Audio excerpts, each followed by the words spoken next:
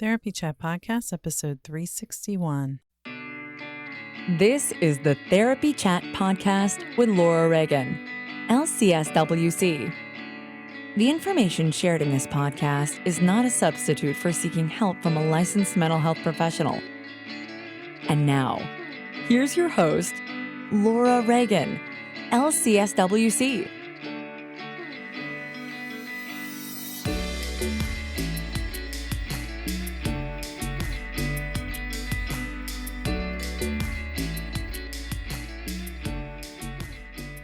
This week's episode is sponsored by Therapy Notes, the #1 rated electronic health record system available today. With live telephone support 7 days a week, it's clear why Therapy Notes is rated 4.9 out of 5 stars on Trustpilot and has a 5-star rating on Google. Therapy Notes makes billing, scheduling, note-taking, and telehealth incredibly easy. And now, for all you prescribers out there, Therapy Notes is proudly introducing ePrescribe. Use coupon code CHAT or click the link in the show notes to get 2 free months at therapynotes.com. Want to trade 5 days in chilly February to learn and play in Cancun? Then register for Innovations in Psychotherapy 2023 by Leading Edge Seminars and use code LAURA to save 10% on any 5-day workshop fee when purchased with a room at leadingedgecancun.com. You'll earn CEs in the morning, then have afternoons for fun at an all-inclusive resort. Workshops by Frank Anderson, Ariel Schwartz, John Briere, and more. Register today for 10% off workshop fees when purchased with a room using code LAURA at leadingedgecancun.com. Hi, welcome back to Therapy Chat. I'm your host, Laura Reagan. As we are moving into the winter season, it's the week before the start of winter now, and got a lot of information to share with you and want to tell you about this week's episode too. So first I'm going to make some announcements. As the year is winding down, there are several things that I have to tell you about. First of all, if you're a trauma therapist, I want to be sure you know that Trauma Therapist Network registration is now open. Only until December 31st, 2022. We'll reopen in the spring of 2023 at a higher price point, but right now you can get the lowest pricing. We have 3 tiers of membership now to make it more accessible to all, and we have group practice options, which is something that people have been asking about ever since I started Trauma Therapist Network. I finally got that in place, and we've opened to Canadian therapists, which is very exciting because I know many of you who are listening are located in Canada, and I hear constantly from people who are searching for therapy that it's very difficult to find a trauma therapist in Canada. But I know y'all are out there because you listen and you let me know that you listen. You send me emails and you say, hey, can Canadian therapists join TTN? And I have been saying, not yet, but now you can. So if you're a Canadian therapist, please join Trauma Therapist Network so those Canadian trauma survivors who are sorely in need of your support and help can find you. Now, I know that so many therapists just don't have openings right now. Many group practices, including mine, have had a very hard time hiring new staff, and as a result, most practices are full. Many have waiting lists. Many clients who are seeking therapy are finding that they don't have many good options out there, which I hate. And that's one reason why it's so important to me to help shift this perspective that we therapists out in the world have from a more top-down CBT model to a bottom-up, holistic, trauma-focused perspective. That's the whole reason why I do what I do. And for 20 years, that's what I've been doing. Telling people about trauma and trying to get people to realize that trauma is real, healing is possible, not just symptom reduction or relief temporarily, Band-Aid approach, but true healing is possible and help is available, which is why I made the directory in Trauma Therapist Network. But as so many of you who are therapists know, right now, finding new clients may not be a big priority for you. It might be more about trying to sustain your health and well-being while you continue to work in your livelihood helping trauma survivors. And if that's you, please consider joining Trauma Therapist Network, because for less than the amount you get paid for one therapy session per month, you receive so much support. Weekly calls focused on self-care, case consultation, learning, workshops on mindset and creativity and personal growth, as well as trainings in trauma-focused methods. We've had a lot of demos from expert trainers like Jana Glass, who is a brain spotting trainer as well as specialty trainer for brain spotting, and Brad Kammer, the director of training and a senior trainer in the NARM Training Institute. Be sure to check the show notes if you're interested in signing up for the NARM training, because Brad gave us a 15% coupon, and you can see the coupon code and sign up for the training in the show notes. So if you're a trauma therapist, I want to be sure that you don't miss out on the opportunity to join Trauma Therapist Network before prices go up in 2023. In the month of December, we have, as of today, we have 5 calls scheduled, 3 more weekly calls and 2 community calls. So we have 5 opportunities to gather together live this month. And in most months, we have 4, and once per quarter, we have our community calls. So there are many ways to be a part. And another announcement I want to make, which kind of relates to this, is that we will be having our first in-person gathering for DC area trauma therapists this spring of 2023. So stay tuned for details on that.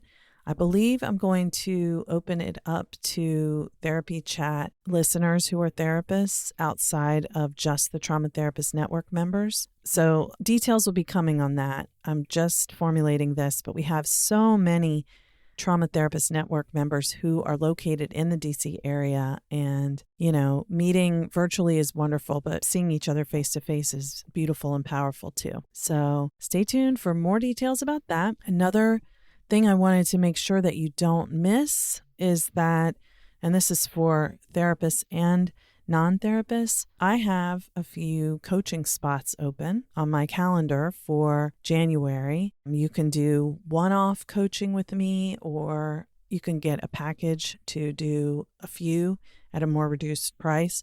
So if you're interested in that, check out the show notes. You'll see all the details and a link to sign up for one of the 3 coaching sessions that I have open for January. I'd love to meet you if that's something that you need. And I also want to be sure that you heard that Leading Edge Seminars, our new sponsor, is offering training in Cancun in February. There are several different options. There are 6 presenters spread over 3 weeks, so you can choose between one of 2 presenters per week. They are all wonderful teachers, and I'll be there. I can't wait to go to this because it's morning training and afternoon vacationing. So it's in a beautiful luxury all-inclusive resort in Cancun, and I am definitely looking forward to some sunshine. I hope you will consider going to that as well. All right, that's about it for now. As we go into this week's episode, we're going to talk this week about something that I think, at this time of the year, people are really feeling, which is going into the holidays. We have all these feelings about family and connection. And so many of us have lost or are losing loved ones. When we think about the holidays and the end of the year, you have in the United States the Thanksgiving holiday, which, while it is a whitewashed holiday, it is a traditional time for families to gather together around a meal. And then just about a month after that, you have the Christmas holiday, which is another time when families come together. And we, certainly if you go in any store, the Christmas decorations are impossible to miss. So there's a lot of hype around Christmas, and there's a lot of hype around the holidays and the togetherness and connection and love and gift giving. Of course, consumerism is a major driver of that. And it can feel, though, that there's something missing, that you have this fantasy of how you want your family to be, but it doesn't really feel like that when you're together, and you're not really sure why. You feel that it's a time you're looking forward to, but you end up feeling stressed and kind of disappointed for some unknown reason. It's like, just unease and unsettled, and you're not sure why. So if that has ever happened to you, one thing that might be at play could be that there could be some unhealthy dynamics at play in your family that you kind of just think of as the way things are and the way it is in all families, but they might not really be the healthiest dynamics. Even if they are common, doesn't mean they're healthy. In our culture, we tend to avoid talking about painful, sad, unpleasant things, especially in festive celebratory times like holiday seasons. So, there can be this sort of feeling of that there's a lot that everybody wants to talk about but isn't being discussed, and then a sense of incongruence between the festive, connected, loving family that you're wishing for and the way it actually feels to be sitting with your family. So I asked Sharon Martin to come to Therapy Chat and talk with me about how family dynamics with secrecy and shame can really impact us and what they look like. Maybe you can identify some dynamics in your family that could be improved. So this is not about critiquing or blaming our families. And we can get really uncomfortable when someone says something that threatens our ideal of what family is and what it's supposed to be. We can become very protective of our parents.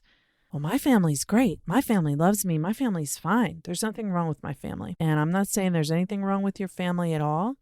But what I want you to hear is that if you feel uneasy when you're with your family, this episode could be helpful in illuminating some of the patterns that can cause people to feel like they have to suppress parts of themselves to be accepted within their families. And when that happens, those parts of ourselves that we have to suppress become parts of ourselves that we don't accept. It's like, I'm not accepted if I show up like this, so I have to suppress this part of me, and otherwise I don't belong. And I want to belong here because belonging is a major biological imperative for us as humans. We're social beings and we are literally wired for connection. So what we're talking about is if you are trying to function as a healthy organism within a system that is not functioning in a healthy manner, it's either the system that's dysfunctional or you that's dysfunctional. And I just want to say it's not you. There are many ways that our family systems in the Western world have been influenced by colonization, and what's acceptable and what's not often includes many aspects of our identity that don't fit into the heteronormative white patriarchal construct. So family dynamics are invisible. They're invisible patterns of communication and behavior that the whole family works consciously and unconsciously to enforce. And I hope this conversation will help you be able to identify some of the patterns that might not be working for you within any system that you're part of, and realize that it's not you, it's these patterns that are not functioning in a healthy way. So once we recognize what's going on, then we can do something to make it be different. For example, one of the dynamics that Sharon speaks about is people not expressing themselves. That can really do a lot of harm. And we're going to talk next week with Sharon about how to show up without abandoning yourself during the holidays when maybe your family of origin was lacking some of what you needed in certain ways. Sharon's going to share with us how to survive and thrive during the holidays, because that's what we all want, is to thrive, right? We definitely don't want to just survive. We want to thrive. And when your upbringing was less than ideal, as it was for so many of us, it really gets amplified during the holidays, which is why we're focusing on this over the next few weeks. So whether you're a therapist or not, I hope that you will find some useful information in this episode. I think Sharon does a wonderful job of explaining these sensitive and often painful topics in a way that's very compassionate and straightforward and down to earth. So I hope you'll enjoy listening. And if you're interested in some of the ways that I mentioned that you can work with me in 2023, I hope to hear from you soon. Take care. Hi, welcome back to Therapy Chat. Today, I am very happy to be bringing you an interview with someone who has been on Therapy Chat before. My guest is the wonderful Sharon Martin, LCSW. Sharon, thank you so much for coming back to Therapy Chat today. Of course. My pleasure, Laura. I always love talking to you, and there's so much overlap in the work that we do, but I use your blog posts and all the different things that you're doing so often with my clients. So I said, hey, let me get her back on here and ask her some stuff that I want to let my clients know about. Great. Yeah, so let's just start off, if we can, by you telling our audience, for anybody who's not familiar with your work, who you are and a bit about what you do. Sure. Well, I am a psychotherapist and I work in San Jose, California. And so I work in private practice at this point. And the focus of the work that I do in my practice is helping people overcome issues around codependency and perfectionism and people pleasing. And, all those things really overlap in a lot of ways. And often, a lot of the clients that come in and work with me are people who experienced growing up in an alcoholic family. Sort of the adult child of an alcoholic is kind of the label that we put on that, just to help us kind of, put it into some sense of understanding what some of the common issues are. And so in addition to the clinical work that I do a lot of writing. As you mentioned, I write a blog called Happily Imperfect for Psych Central, and write for some other places as well here and there, but I often write about these same topics. So like you said, you can find out more about what I'm doing in a lot of the writing that I do either there or on my website. Yeah, and I'll be sure that at the end you get a chance to give a link to where to find all your stuff, because like I said, I use it all the time with my clients, and I always find everything you write to be so helpful. Thank you. I'm glad that it is helpful. Yeah. So what I wanted to talk to you about today is growing up in a family where at least one parent, is an alcoholic. So there are certain characteristics of families that are headed by a parent who's an alcoholic that are pretty common in what I see in my clients who come in as adults. And I know that what you mentioned, codependency, perfectionism, and people-pleasing behaviors tend to be really common for these adults, but they don't always recognize it as being related to the way their childhoods were. So I was just wondering if you could sort of describe what the family dynamics are like in a family where one of the parents is an alcoholic. Sure. I mean, we can kind of get into what some of the common dynamics are. I'll just sort of preface it by saying that, of course, every family is different, and this may or may not be true for the family that you, the listeners, grew up in.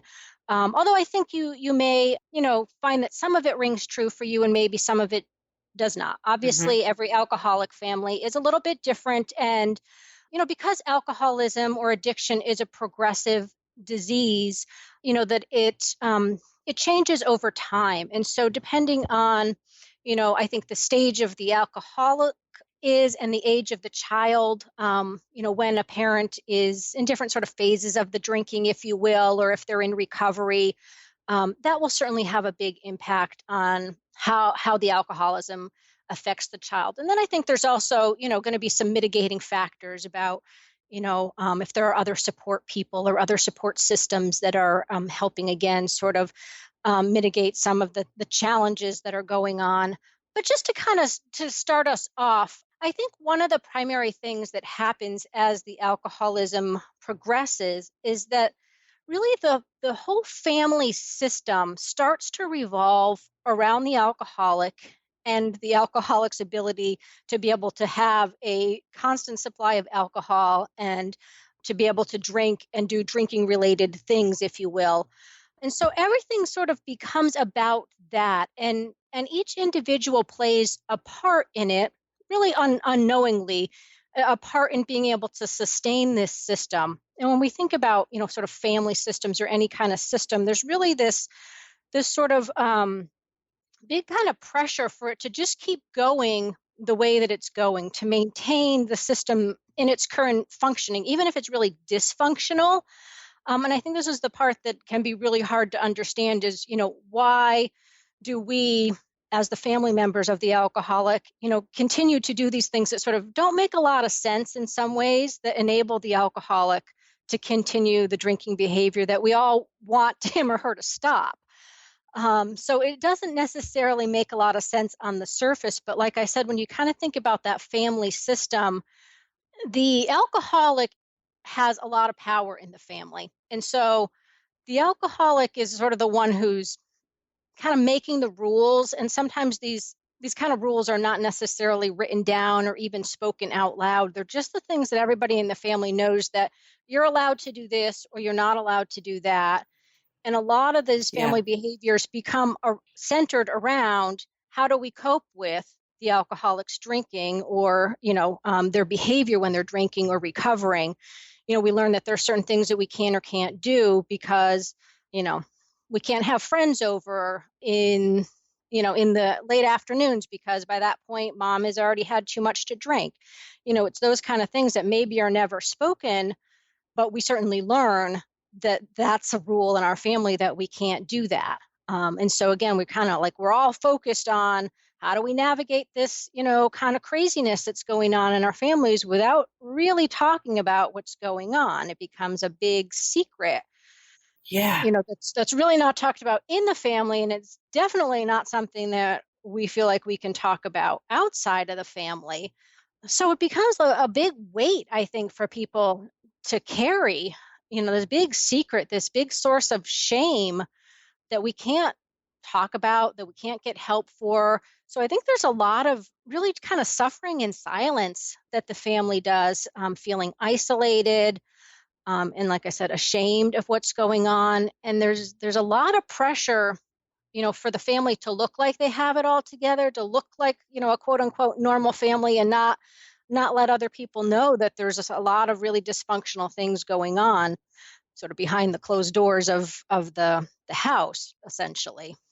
Yes. So I've noticed that there's a lot of overlap between families where one of the parents is an alcoholic, and families where, the dynamics are dysfunctional in general, even if neither parent is abusing substances. It's like, it's that same dynamic of, we don't let people know what goes on inside of our home, whether there's abuse happening, or the kids, everybody looks perfect on the outside, but if people saw how things really were, Yeah, I think that overwhelming feeling of shame and of secrecy, and that it's chaotic and it's unpredictable. And especially, for really young children, it's very scary a lot of times. Sometimes because it's physically unsafe or emotionally unsafe, with a lot of, yelling or verbal abuse. But sometimes that's not the case. Sometimes the alcoholic can be pretty quiet, if you will. They may be isolating themselves a lot, or even not home a lot if they're out drinking. Mm-hmm. But again, there's still this feeling like that even very small children can sense that there's sort of something wrong in their family, that there's this unspoken tension and stress within the family. And so, we all know that children thrive on predictability, they thrive on routine, on, knowing what's going to happen and when it's going to happen. That gives you a sense of security and of safety, which are, very, fundamental pieces of a secure attachment. And I think just the ability to trust other people and form healthy relationships in childhood and in adulthood. And so those are sometimes those pieces that are missing, again, because the family, in one way or another, has got this focus on this problem. Like you said, it could be the alcoholism, or sometimes it could be a parent who's got a serious mental illness that's untreated. Sometimes that can have a very similar effect. A parent who's extremely depressed, or suicidal has a lot of those same dynamics as well. Yeah, or if the parent is like an abuser, like if they're like sexually abusing one of the children, and there's that same dynamic around protecting that Yeah, secret and also right. avoiding that person getting upset and not being able to speak about what's really going on, not being Right. able to really freely express their feelings about how things are at home in general. Yes, I think there ends up being that underlying feeling that if we were to let other people know about what's going on in our family, then it would be disrupted. Even though we know that there's problems and maybe we even know that it is unsafe and we don't like it, families, don't want this disruption of, the sense like somebody's going to come in and start telling us what to do. Or, of course, children often are afraid, their parents are going to split up. Somehow the children will lose their safety and security. Yeah, they'll have to leave their school. And again, I mean, this is where I think there's these sort of contradictory pieces of it. Like I was saying, that the home life is unpredictable and often chaotic, which is hard for children. And yet there's still going to be fear of the unknown, which is I'm still afraid that the change that might happen if somebody finds out about our family problems will create even more problems, or they will create just problems that I don't know how to deal with. Because living in this family, I have figured out some coping skills to be able to navigate this particular type of dysfunction. I can, we sort of learn to anticipate to some extent. You kind of get that hypervigilance and that real attunement to what's going on so that you can try to keep yourself safe, right? That can Hmm. sometimes literally be, making a beeline for your bedroom and closing the door as a child so that you can avoid having a confrontation with your father or something like that. You've sort of learned how to navigate that. And, there's the concern that if we have a different family dynamic, a different setup, like I said, the parents get divorced or we have to go live with our grandparents or, something like, then I won't know how to deal with that situation, which, chances are, we could figure out how to deal with that situation, but we all are afraid of the unknown. I think that's just, part of human nature is that we worry about what we can't see and we can't touch and we don't know what it's going to be. And so that creates that anxiety that bubbles up in us when we think about, asking for help or getting some support from other people about our family situation. Yeah, and I would say too that oftentimes the children feel worried about the parent who is abusing alcohol or substances, and it's kind of like they see Yeah. them in the way they can understand as being sick. They're afraid that if anybody finds out just how not okay they are, that the child will lose them somehow. Yes. And I think going along with that, there's also this feeling of if my parents get a divorce or if I'm not around, then who is going to take care of mom? Let's just say, well, if we pretend Yes. mom's the alcoholic in this situation, it's like if that has been your job is to make sure that, mom gets into bed every night and the cigarettes put out. So, that's not a danger. If like those have been your jobs in the family, then there's that worry of, oh, I don't know what's going to happen to mom if I'm not around, or I don't want mom to get into trouble. I don't want mom to end up in jail. So again, there's a lot of that worry and a lot of that caretaking that we take on as kids because we love our parents. No matter I think, That's the right. abuse or the dysfunction, we're attached to them and we care about them. They're the only parents we know. Yeah, of course. And we feel protective and want to make sure that they are safe. And so, yeah, that's one of those pieces that oftentimes, the roles almost get reversed in alcoholic families where, the children are taking care of the parents instead of the parents taking care of the children because the parent is just not able to fulfill those kinds of responsibilities, whether it's basic things like cooking meals or paying bills, or certainly the emotional caretaking is often lacking. That you can imagine the alcoholics very preoccupied and very shut down emotionally, that they really don't have the ability to certainly be in touch with their own emotions, or not a wide range of them, certainly. There are often a couple of emotions, like a lot of times anger, that is all you see. but they can't nurture, you as a child emotionally and really encourage you to have much of an emotional range, or allow you to express a variety of different emotions. Like I said, the whole family really gets shut down emotionally because it's so painful. We really, in alcoholic families, people don't really know how to deal with the painful feelings. And so the way they deal with them is, the alcoholic is drinking and sort of numbing out all the emotions that way. And for the other families, there's a lot of just sort of repressing, pushing down of the feelings, and sometimes, finding other ways to kind of numb out with other substances, or food is a big one, of course, or even just, TV, electronics, just kind of zoning out is, sometimes the way people cope. Yes. And I would say from my experience, I want to bring up two dynamics that I've heard a lot. One is where the mom would send the child to the bar, or the child would even go with the alcoholic to the bar Yep. as a way to sort of make sure the person stayed out of trouble, or the child is going there to fetch them for the mom. Yep. Which really puts a child in a terrible position. Yep.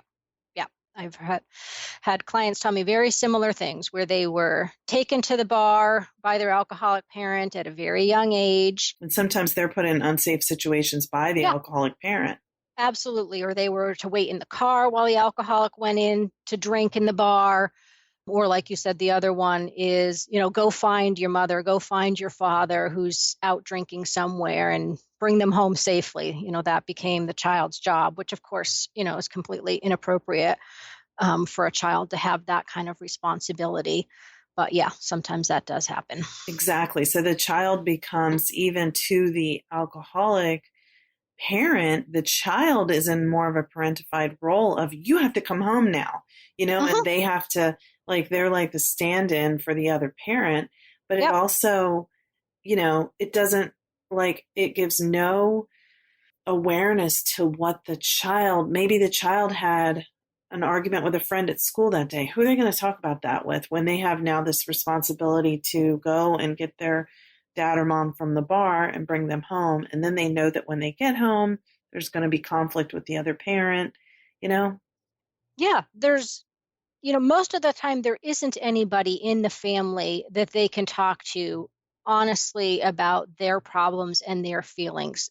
And then that goes for, the problems within the family, and like you said, like the problems that they're having, with their peers or in other areas of their life. It's both. It's not safe. It's either met with anger and blame. It's kind of turned around on them, or it's ignored. I think that's a lot of it, is that, everybody in the family is preoccupied with other things, again, sort of maintaining this dysfunctional family system, and that nobody has the emotional wherewithal, to sit down with Johnny and ask him how he's feeling and how his day was. Because again, this starts, if we were to do that, if we had that capability in this family, it would start bringing up all of the quote unquote problems, all of the painful feelings that, this family is working on trying to deny everything that's going on. We're trying to maintain this system, which means we have to say there is no problem, there is no alcoholism. That alcoholism, if we do acknowledge it, is not causing these kinds of problems. That's not what's going on here. And so if you're starting to bring up, these kinds of challenging feelings, that sort of puts the whole system in jeopardy. The system is maintained by everybody keeping their mouth shut. They're keeping their feelings bottled up. And, everyone just focusing on, okay, let's just, do our best to try to, tiptoe around the alcoholic and then, the problems that are associated with that. It's very much that sense of like, I'm just walking on eggshells here. I'm just trying to maintain the status quo, not rock the boat, not cause any problems, not introduce anything new to the family. Yes. So, and that brings to mind the other common dynamic I've heard from clients, where maybe the parent who was abusing alcohol is a single parent, and the child would come home and just kind of, come home from school and be like very hypervigilant about, okay, what am I Uh-huh. about to walk into? Am I going to Yes. find happy dad? Am I going to find drunk dad? Am I going to find dad crashed his car during the day? Am I going to find Yeah. hungover dad? You know? Yeah, that's that unpredictability, that, feeling of being unsafe because I don't know what to expect when I come home. I don't know who I'm going to get, essentially. And I think, like you said, it's probably more pronounced in single parent families, but I think kids, when their parents are together, still experience that feeling of dread and anxiety about not knowing. And like you said, there's that hypervigilance. Again, that's just one piece of how, like, the whole family is focused in on what's going on with the alcoholic as a way of, like, self-protecting. I have to really know what his mood is so that I can predict if he's going to do X or Y here so that I know how to deal with it. Running a group private practice has been a challenging and rewarding experience, and one thing that has made it so much easier is Therapy Notes. Therapy Notes makes billing, scheduling, note-taking, and telehealth incredibly easy. If you're coming from another EHR, like I did, Therapy Notes makes the transition incredibly easy, importing your demographic data free of charge so you can get going right away. My team has found Therapy Notes very easy to learn, it's intuitive, the customer support is second to none. And that's one of the things that has kept me a Therapy Notes customer for several years now. Anytime I've needed to contact Therapy Notes for help with an issue I couldn't figure out on my own, I've been able to get through to someone and resolve the issue within 15 minutes, 99% of the time. Find out what more than 100,000 mental health professionals already know. Try Therapy Notes for 2 months absolutely free. Just click on the link in the show notes or enter the promo code CHAT at therapynotes.com. Thank you to Leading Edge Seminars for sponsoring this week's episode. If you're ready to get away this winter, register now for Innovations in Psychotherapy Cancun 2023 and use promo code LAURA for 10% off any 5-day workshop fee when you purchase with a room at leadingedgecancun.com. At this unique learning and vacation experience, you'll gain new skills and tools and earn CEs in the morning, then have afternoons at leisure in an all-inclusive luxury resort. Imagine this: morning coffee on your private balcony, breakfast overlooking the ocean, training until lunch with one of today's leading clinicians like Frank Anderson, Ariel Schwartz, John Briere, and more, then fun all afternoon in a tropical paradise. Sounds good, right? Learn more at leadingedgecancun.com and register today for 10% off your workshop fee when you purchase with a room using promo code LAURA. I'll see you there. Right, and that goes back to what you said about those coping skills. And I know people sometimes talk about coping skills as something that you learn in therapy to help you through, but I think you're talking about what we would really call, oftentimes we would call maladaptive coping skills. Yes, yes. Yeah, I kind of use the word unhealthy, but Yes. essentially the same thing. But Yes. yeah, like, we all develop coping skills to get through life. I think, it's not, we don't, I guess, just for the simplicity of our conversation, we can kind of talk about them as sort of healthier or less healthy. But of course, there's, like, all this area in between. They don't nicely fall into categories like that necessarily. But some definitely work better for us, and some ultimately cause us more problems. And the way I really think about this is that, living in the alcoholic family, it's very stressful, it's very challenging. And like we've been talking about, kids from a very young age, they learn how to deal with that. They learn how to navigate that system in order to, keep themselves safe emotionally and physically the best that they are able to. But we don't, when we're little like that, we don't have a lot to work with. And we do not have anyone who is modeling, sort of the healthy coping skills. So we just do the best that we can. And then this is, kind of where we end up in adulthood, sort of struggling with certain aspects of our relationships or just aspects of our life, because we are continuing to use those sort of unhealthy coping skills that we learned through no fault of our own. They were truly the best that we could do when we were children, and with the resources that we had.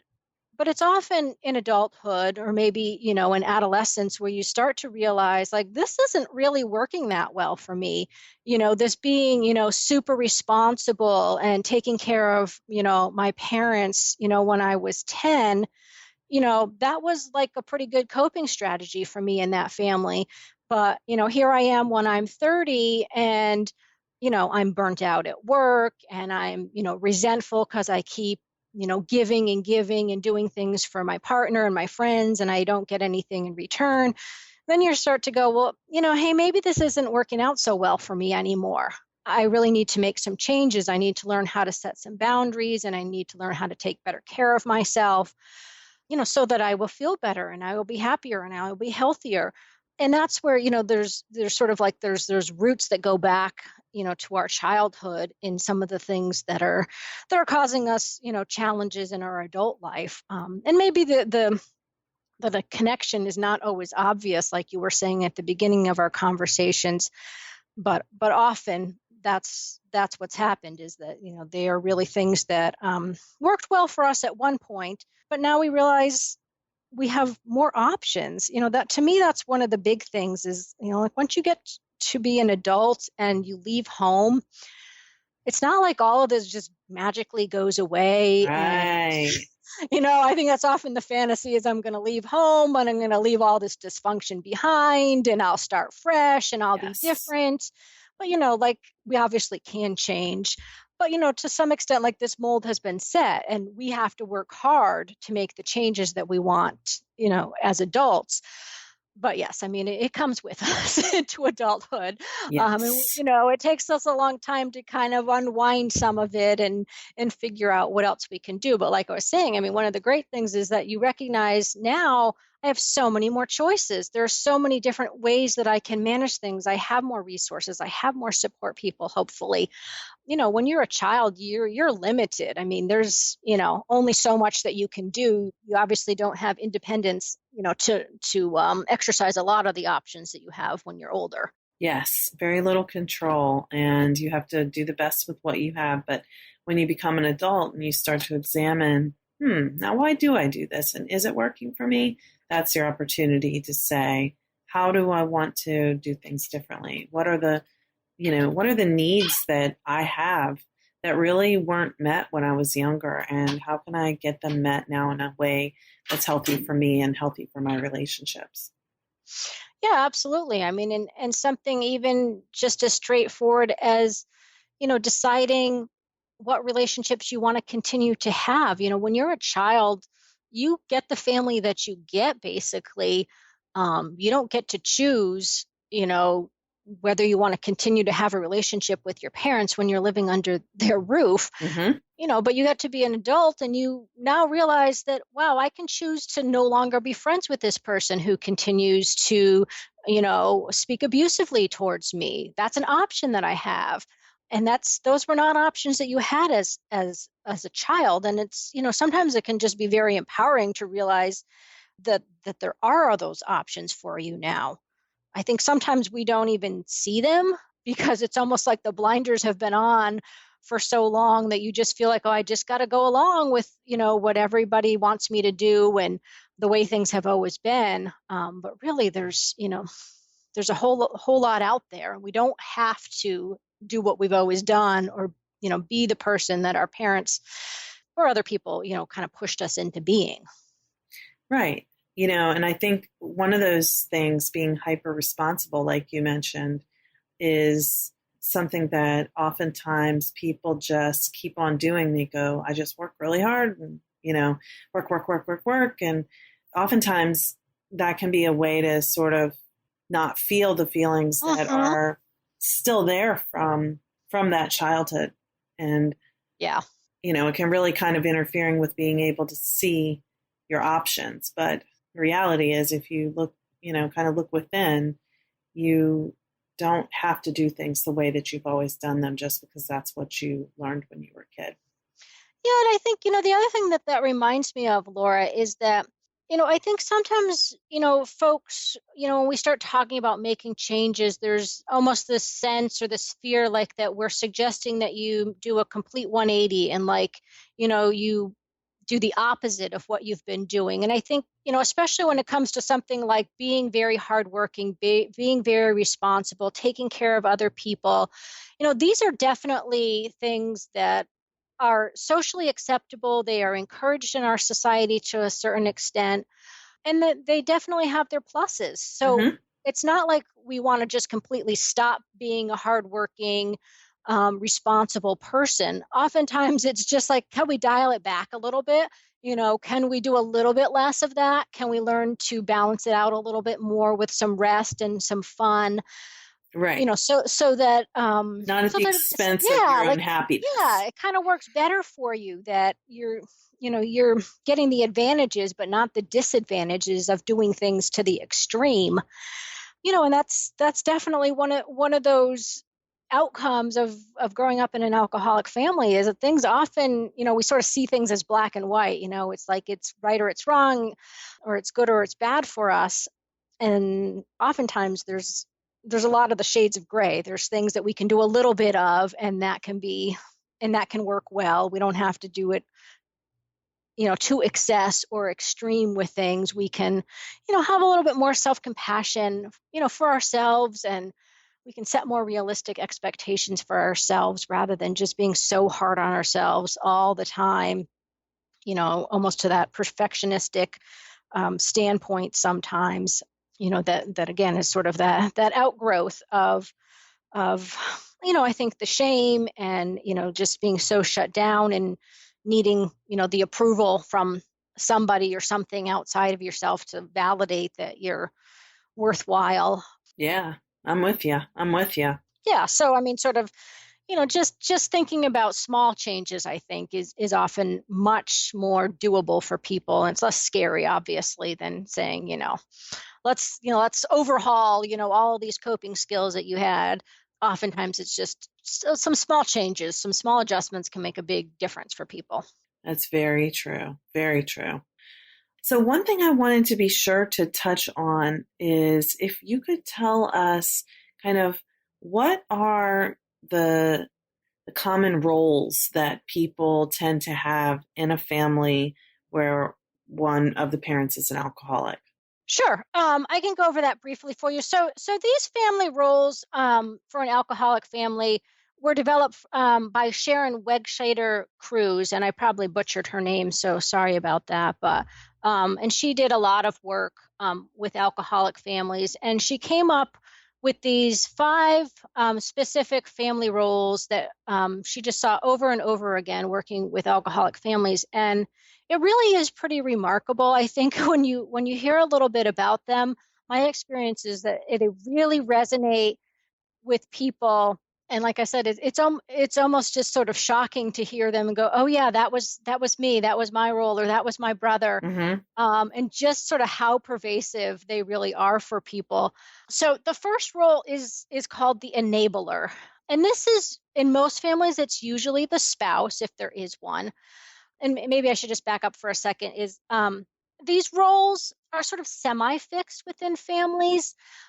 People can switch roles, and you can have more than one role at a time. So it does get a little bit confusing, but I'm just going to tell you sort of the most common formulation of how this looks. So usually the enabler is the spouse, and the enabler is the primary person who is trying to maintain the status quo, and is trying to, sort of unconsciously help the alcoholic continue drinking, but not have the negative consequences disrupt the family system.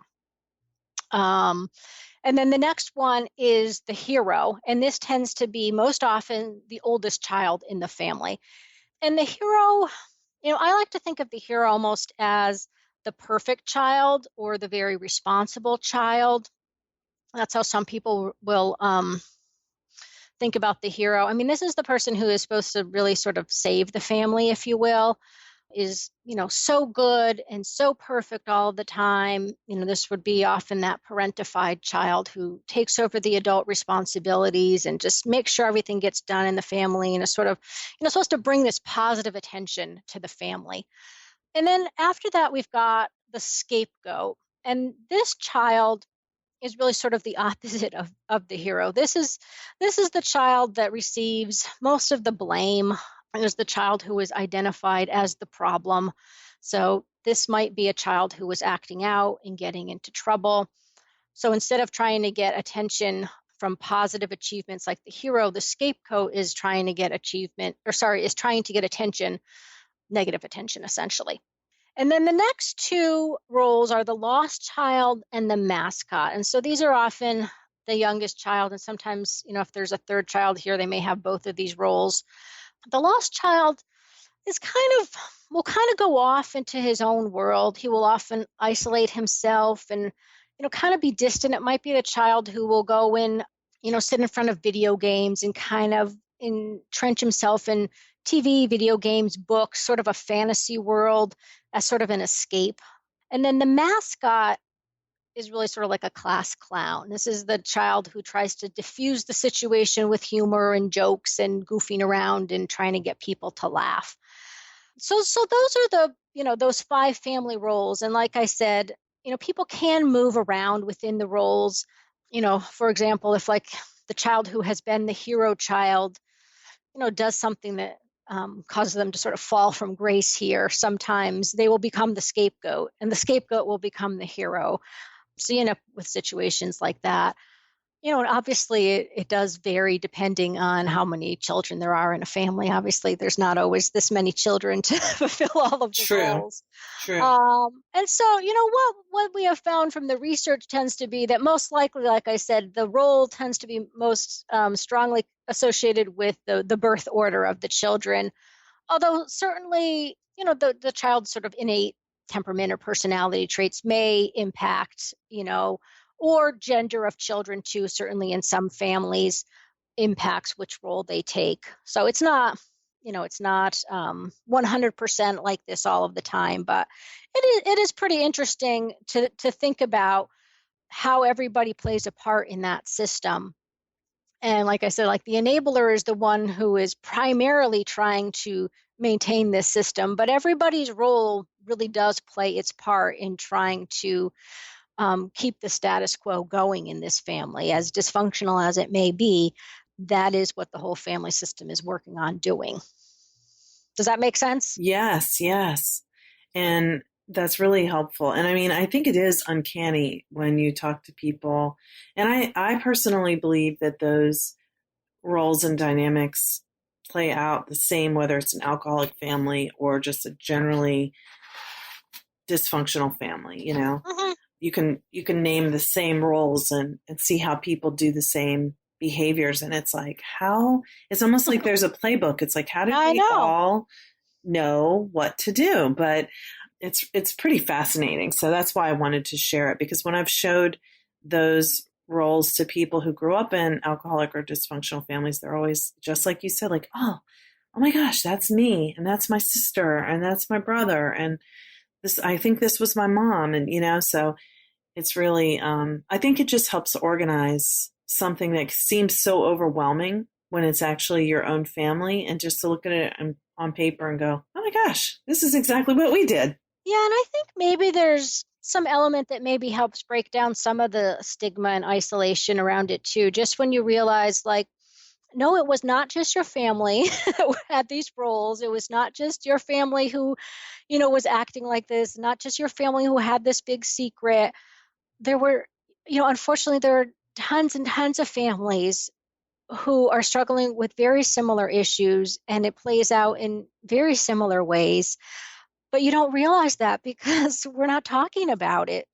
Yeah. And to me, the other thing that's kind of fascinating about it too is just, even in healthier families, siblings within a family can have such different experiences. But I think this is very poignant too, just to, recognize that, 2 or 3 or 4 siblings in this family can have such a vastly different experience of growing up in the alcoholic family in terms of what was expected of them and how they went about trying to cope with it. And what the, sort of the outcome has been for them, what they continue to struggle with as an adult. Yeah, it's interesting just how different that experience can be for people. Yeah, it's so interesting. I often talk to people who will say, maybe it was just them and a younger sibling, and they'll say, why do I feel so terrible and so, wounded by my childhood, but I look at my younger sibling and they really don't seem to suffer the same way. And I always say, well, what did they have that you didn't have? And they're like, I don't know. And I'm like, you, the older sibling who was, they're kind of buffering and helping to soothe and ease things as much as possible for the younger sibling, which is, not always the case. They can't always do that, but it's a pretty common scenario. Yes, they often are the protector. Mm-hmm. That's, I think, part of that hero, that often that oldest child is the one who, keeps the little one safe. Yeah, which is, then the older one misses out even more on the normal developmental tasks of childhood and doesn't get to be just a kid. Oh, absolutely. Yeah, that's often the feeling that people have, is that they didn't get a chance to be kids, to just play and be carefree and, do normal, childhood activities. It was, they had to grow up really fast. Yeah. So for the last part of our conversation, I would like to ask a question that was submitted by one of our listeners. I think this is so fun that someone who was listening found out, because I told them that I was going to be interviewing you, and they said, oh, I want to ask her a question. So this is the question. It's from Elizabeth, and she said, as someone who grew up with an alcoholic father, I personally know the burden that alcohol addiction places on families from a very early age. She said that she did in her therapy a genogram where she mapped out characteristics of her family relationships and realized that there was transgenerational alcoholism and substance abuse on her father's side of the family, especially among the males. And so she wants to know, what can you say, Sharon, about what are the drivers that cause individuals to repeat those behaviors across generations? Because she's wondering why someone who grew up in a family where their parent was an alcoholic would grow up and do the same thing, be an alcoholic. Yes, it's a fabulous question, and one that I think on the surface is, a big conundrum. Like, why would you repeat, this very dysfunctional system? You know how devastating it was for you, and you don't want to do the same to your children. And I really do believe that is true for people, is they don't want to repeat this cycle. So interestingly, I think we should probably just throw in one piece, is that, we know that addiction has a genetic component. So that's part of it, is that some people are more prone to, becoming addicted to alcohol or drugs or other kinds of substances or things. So that's part of why we see alcoholism or drug addiction, going through generation upon generation. But the other part is that these family dynamics get repeated over and over again for a number of reasons. Like, one is, this is what was modeled to you. And like we were talking about, is that this is how you learned how to solve problems. This is how you, learned to deal with painful feelings. This is how you learned to relate to other people. This is how you learned how to feel about yourself. Those basic ideas about your self-worth, come from that experience in that alcoholic family. And so if there really isn't a lot of work that's done on recovery and learning new ways of coping, solving problems, different ways of thinking and feeling, and really building some self-worth, some self-esteem, whatever you want to call it, we don't have anything else to work with. Like, we know that that's not what we want to repeat, but unless we have, I think, really sort of accepted what has happened to us and really done a lot of work on healing and learning some different ways of dealing with the world, we essentially don't have any new ways of doing it. And that's part of what happens in the alcoholic family, is it's a very closed system. The denial is so strong that no new information can penetrate that, right? If somebody tries to, bring in some new information or a suggestion or an offer of help or something, it's often met with, rejection. There's that feeling like we don't even have a problem. So why would we need that, counseling or that AA group or, whatever, or there's different, coping strategy. Yes. So often that is what is happening, is that, people just aren't really learning another way of doing things. And I don't know, I feel like I keep saying this. I mean, it's like, it's a lot of work. Yeah. I think the truth is that it's always easier to just repeat what we already know than it is going to be to learn something new. And in this context, where the talking about learning something new involves having to uncover all of that buried pain. Yes. From years and years and years of painful feelings that we have smushed down so far. It's a lot of work to pull them up, and frankly, it's very unpleasant. It's very painful for people to start to feel painful feelings when they're they have been trying so hard to not feel those feelings. So I mean, it's definitely not that people want to repeat these patterns. And I think a lot of times people have good intentions, but sometimes they also don't. Not everyone has access to help and information. I think, we take it for granted that everybody can go to counseling or, can get the books or that. I mean, there are a lot of things out there, more and more, but there are still, some people who don't have a lot of access. But things like just being able to listen to this podcast or going and checking out some books from the library is at least a starting place. I mean, it's probably not going to be able to change everything, I mean, for people. But the 12-step programs are also widely accessible, and those are a great resource. I mean, they have meetings by phone and by internet too, if people can't physically get to those kinds of self-help programs too. So I don't know. I think now I'm just babbling. No, but I think that I hope that answers some of it for her. Yeah, no, I think that's great. Thank you. And I think what you're kind of saying but didn't say directly, so I'll just say it, is that people don't always have the self-awareness to realize that they're repeating the pattern. Yes. And they don't, just like they had to not see how things really were in their family of origin, they can't really see how things really are now. But it's possible to, but it's just, they aren't intentionally repeating it. It's unconscious. No, yeah, I think, and I think that shame and yes, really, the feeling of helplessness that, there are a lot of people who have really almost, but even by the time they get to early adulthood, have really just sort of given up. Like they just don't see that it's possible to do anything else. And the thing is that, for most people, drinking and substance use begins early, shockingly early.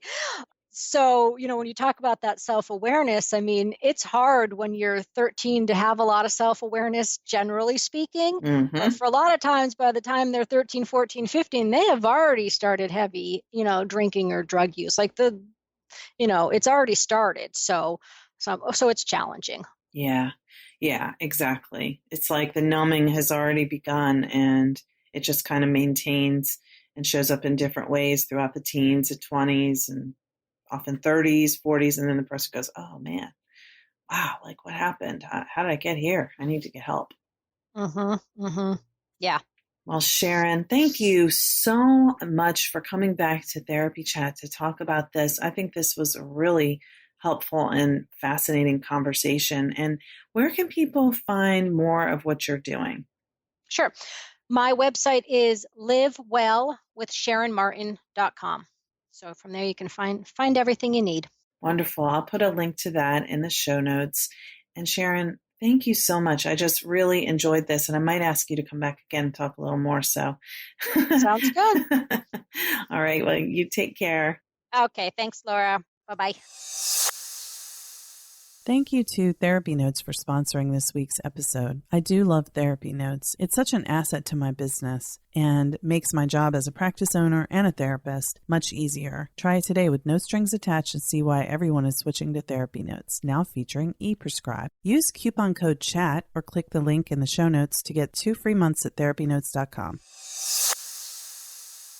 Thank you to Leading Edge Seminars for sponsoring this week's episode. If you're ready to get away this winter, register now for Innovations in Psychotherapy Cancun 2023 and use promo code Laura for 10% off any 5-day workshop fee when you purchase with a room at leadingedgecancun.com. You'll earn CEs in the morning, then have afternoons for fun at an all-inclusive resort. Workshops by Frank Anderson, Ariel Schwartz, John Briere, and more. Register today for 10% off workshop fees when purchased with a room using code Laura at leadingedgecancun.com. Thank you for listening to Therapy Chat with your host, Laura Reagan, LCSWC. For more information, please visit therapychatpodcast.com.